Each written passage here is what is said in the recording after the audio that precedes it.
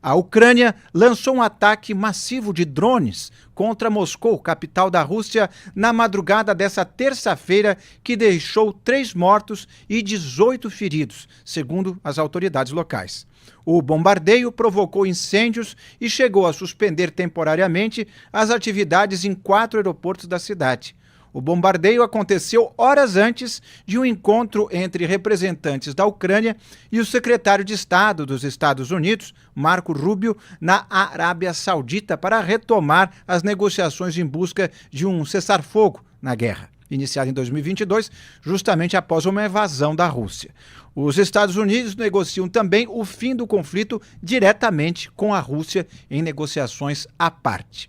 O Ministério da Defesa da Rússia informou que unidades de defesa aérea destruíram 337 drones ucranianos durante a noite, sendo 91 deles sobre a região de Moscou e o restante em outras 9 regiões do país.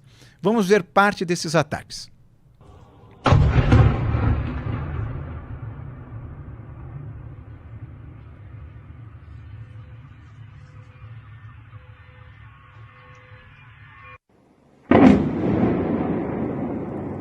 Ух, ебать! Ебать! Блядь, это у нас упало в городе, ебаный в рот.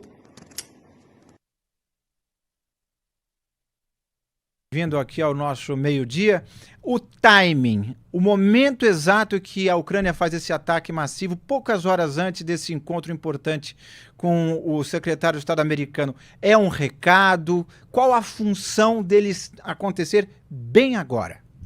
Inácio, boa tarde. O objetivo é interferir nessas conversas que vão acontecer principalmente hoje entre os americanos e ucranianos lá na Arábia Saudita. A Rússia ataca a Ucrânia basicamente todo dia com centenas de mísseis balísticos e hipersônicos, né? A Ucrânia faz esses ataques de drones mais raramente, mas mandar mais de 300 drones na madrugada de um dia que está acontecendo reunião de negociação de paz, né, pensando num possível acordo, obviamente a ideia é interferir no que vai ser falado lá em Riad, na Arábia Saudita. A situação atual é que a Rússia até agora não ofereceu nenhuma concessão. A Rússia está falando, olha, a gente topa um acordo aqui de paz, tudo bem, a gente para com a guerra, mas basicamente a Rússia não está oferecendo nada e quer que a Ucrânia dê tudo, né? Dê todos os territórios que já foram invadidos pela Rússia e praticamente desista de lutar. O Zelensky, obviamente, ele não quer aceitar isso, ele quer também que a Rússia, se possível, desista aí de parte desses territórios que foram invadidos e que pare de atacar, né? Principalmente esses ataques pelo ar. A Rússia atacando a Ucrânia todo dia com mísseis balísticos, tem uma hora que vai ficar sem defesa aérea, né? A Ucrânia depende principalmente daqueles mísseis Patriot que são fornecidos pelos Estados Unidos. E os americanos falaram que não vão mandar mais, então o Zelensky quer que a Rússia pare de atacar e, se possível, desista de alguns territórios que já foram conquistados. Agora, o Zelensky só vai conseguir alguma concessão da Rússia se a Rússia se sentir ameaçada, se a Rússia se sentir vulnerável. A Rússia, até agora, estava conseguindo difundir um mito de que a Rússia é invencível, de que essa guerra já era uma guerra que estava ganha, então que não precisaria fazer concessão alguma. E o Zelensky está querendo meio que mudar essa narrativa, mudar a sensação que as pessoas têm. Então, escolher Moscou para fazer esse ataque, além de outras cidades, mas principalmente a maior parte desses drones foram direcionados a Moscou, tem um objetivo que é um objetivo meio psicológico, né? Mostrar que o coração, a capital da Rússia, está vulnerável, então que a Ucrânia ainda está com capacidade de guerrear, de lutar, de resistir e por isso merece obter algumas concessões dos russos nessas possíveis negociações que estão começando agora. Ainda sobre essas negociações, quem vai negociar com a Ucrânia é o Marco Rubio, secretário de Estado dos Estados Unidos. Ele tem um perfil, em tese, mais experiente do que o J.D. Vance e o próprio Donald Trump, mais conciliador, com uma visão geopolítica mais abrangente, talvez, dirão alguns, até mais responsável. Você crê que o fato dele ser a pessoa que está negociando lá pode trazer algum alento de um entendimento factível com a Ucrânia, ou ele é apenas um longa-manos do Trump e vai fazer o que o Trump quer, mesmo que não seja algo que ele pessoalmente acredite? O Marco Rubio, ele entende muito de relações internacionais, entende muito de guerra, entende muito sobre conflitos no mundo inteiro, sabe muito da América Latina, ele que tem pais cubanos, sabe muito das questões, todos os problemas com a China, com a Rússia, então é claramente um cara que tem uma capacidade, tem uma experiência, então tem um lado positivo de ele estar fazendo o papel dele como secretário de Estado, de ir lá para essas negociações na Arábia Saudita.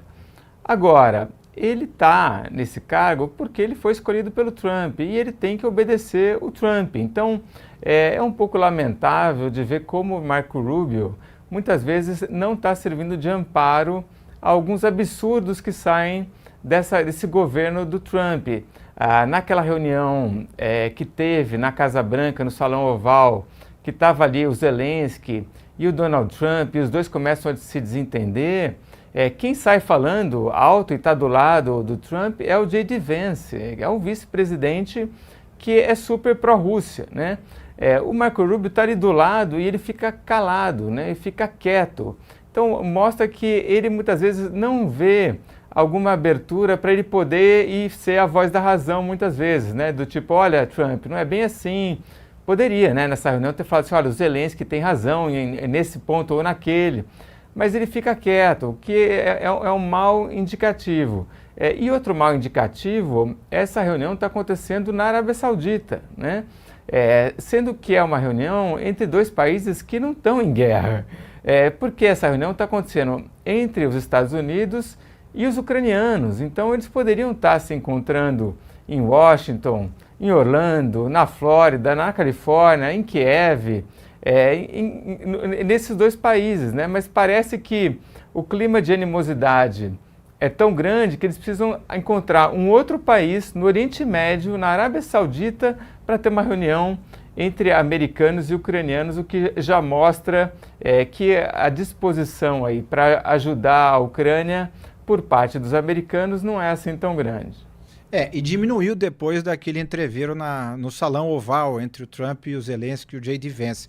De lá para cá, a situação da Ucrânia é ter que ceder mais ainda, ou de alguma forma, pelos bastidores, já se costurou uma trégua de fato entre Estados Unidos e Ucrânia, os discursos se amainaram e eles poderão negociar com, digamos assim, menos desvantagem do que teriam após aquele entreveiro?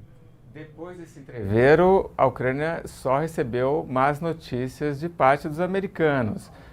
Os americanos falaram de cortar ajuda militar, deixar de compartilhar informações de inteligência e até saiu uma notícia na agência Reuters falando que os ucranianos que estão como refugiados nos Estados Unidos, porque fugiram da guerra, poderiam ser deportados. Essa decisão não foi divulgada, ela foi até negada pela porta-voz da Casa Branca, mas é uma coisa que ainda pode acontecer. Os refugiados ucranianos têm sido alvo de uma campanha de desinformação da Rússia em vários países do mundo, né? Os russos pintam esses ucranianos como se fossem pessoas perigosas, que não mereceriam ter algum asilo ou algum benefício nesses outros países para onde eles fugiram. Então, só notícia ruim, ao mesmo tempo que a Ucrânia tem buscado ali com os europeus para ver se os europeus conseguem dar uma ajuda e substituir em grande parte a ajuda que os americanos estavam dando. Então, para você dar informações de inteligência, você precisa ter satélites, né, vigilando tudo o que acontece. Então, os franceses, de repente, poderiam fazer esse trabalho, a comunicação de internet dos soldados ucranianos depende hoje da Starlink. De repente, uma empresa europeia poderia prover esses serviços. Mas outras coisas, fábricas de drones, os ucranianos produzem muitos dos drones que eles usam, mas precisa aumentar essa produção, talvez os alemães ajudam. Mas essas coisas todas, elas demandam um tempo, essas fábricas às vezes precisam ser construídas, e aí você, de uma hora para outra, ficar sem ajuda militar americana e começar a procurar um substituto, pode ser uma grande janela de oportunidade para a Rússia pegar e continuar o seu ataque e destruir ainda mais a Ucrânia.